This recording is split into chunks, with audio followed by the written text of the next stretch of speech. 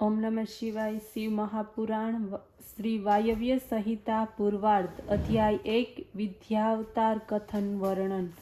व्यास जी कहवा लाग्या, शिव गणेश स्वामी कार्तिकेय तथा सृष्टि उत्पन्न करनार तथा सृष्टि संहारक शिवजी ने हूँ प्रणाम करूँ छूँ, जेमनी शक्ति अद्वितीय सर्वमा गमन करनार तथा व्यापक छे, जे अजन्मा विश्वकर्ता अविनाशी शिव महात्मा महादेव छे, जेनी हूँ चरणे छूँ। ज्यारे धर्मस्थान महागंगा यमुनाना प्रदेशमां ऋषिओए फरीथी यज्ञનું અનુષ્ઠાન કરવાનો પ્રારંભ કર્યો, તે સમયે યજ્ઞનું વૃત્તાંત સાંભળીને વ્યાસના પુત્ર વેદવ્યાસના શિષ્ય મહાત્મા બુદ્ધિમાન ત્રણેય લોકમાં વિખ્યાત તથા ન્યાયશાસ્ત્રમાં વર્ણવેલા 5 અવ્યયોવાળા કવિરૂપ તથા પુરાણને જાણનાર શ્રેષ્ઠ સૂત પુરાણીજી તે સ્થાન તરફ આવ્યા। સૂતજીને આવેલા જોઈ ઋષિઓ પ્રસન્ન થયા, તેમનું પૂજન કર્યું। મુનિઓ પૂજા કરી બોલ્યા, હે સર્વજ્ઞ રોમ રોમ હર્ષણ સૂતજી, આપનું આગમન શુભ હો। આપ સર્વ પુરાણ ઇતિહાસને જાણનારા અમારા આશ્રયે પધાર્યા છો। અમારા અહોભાગ્ય છે, આપ શ્રી વ્યાસજીના શિષ્ય છો, સર્વ કથા રહસ્યને જાણો છો। કૃપા કરીને અમને લોકોને પણ દિવ્ય કથારૂપ અમૃતનું પાન કરાવો।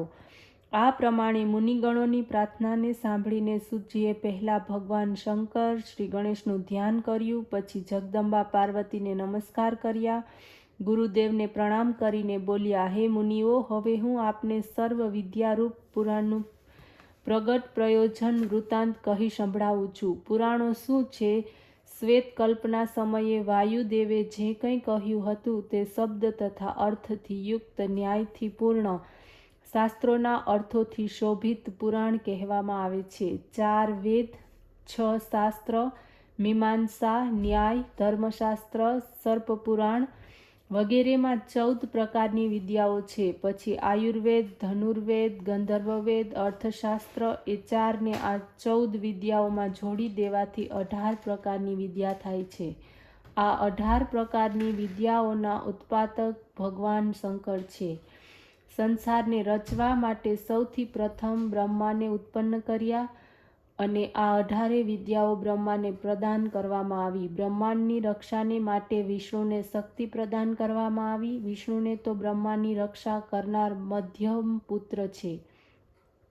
બ્રહ્માએ 18 વિદ્યાઓ પ્રાપ્ત કરીને પુરાણોનો વિસ્તાર કર્યો। પછી બ્રહ્માજીના 4 મુખોથી 4 વેદો ઉત્પન્ન થયા।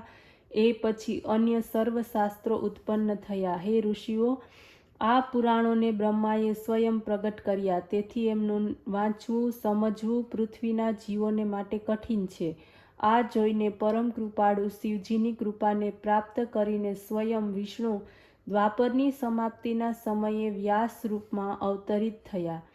એમણે જ વેદોના વિભાગો કર્યા, શાસ્ત્રોને સંક્ષિપ્ત કર્યા। આ જ રીતે સર્વ દ્વાપર યુગના અંતમાં વિષ્ણુ વ્યાસ રૂપે પ્રગટ થઈને વેદ વગેરેના વિભાગ કરેલ છે। પછી નવીન પુરાણોની રચના પણ કરે છે। આ દ્વાપરની સમાપ્તિમાં સત્યવતી પુત્ર કૃષ્ણ દ્વૈપાયન નામના વ્યાસ રૂપે પ્રગટ થયા છે। તેમણે વેદોના 4 વિભાગ કર્યા, તેથી તેઓ વેદ વ્યાસ નામથી પ્રસિદ્ધ થયા।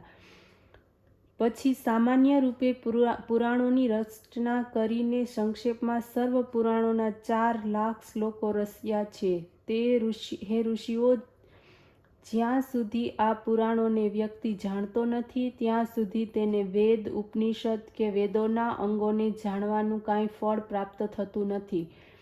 પુરાણોની સંખ્યા 18 છે, જેથી કે બ્રહ્મ, પદ્મ, વિષ્ણુ, શિવ, ભાગવત, ભવિષ્ય, નારદ, માર્કંડેય, અગ્નિ, બ્રહ્મવૈવર્ત, લિંગ, વરાહ, સ્કંદ, વામન, કૂર્મ, મત્સ્ય, ગરુડ અને બ્રહ્માંડ। આમાં ચોથું શિવ પુરાણ શૈવોની સર્વકામનાઓને પૂર્ણ કરનાર છે। આ શિવ પુરાણ યુક્ત દ્વંદ્વધર્મ તથા વિધિ દ્વારા શિવની આરાધના કરવાથી જ 3 વર્ગોના મનુષ્યો તથા દેવોને શિવ કથાની શીઘ્ર જ શિવલોકની પ્રાપ્તિ થાય છે, જેને મુક્ત કહેવામાં આવે છે। મુક્તિની અભિલાષાથી શિવ આરાધના જ ફળદાયક છે। ઓમ નમઃ શિવાય।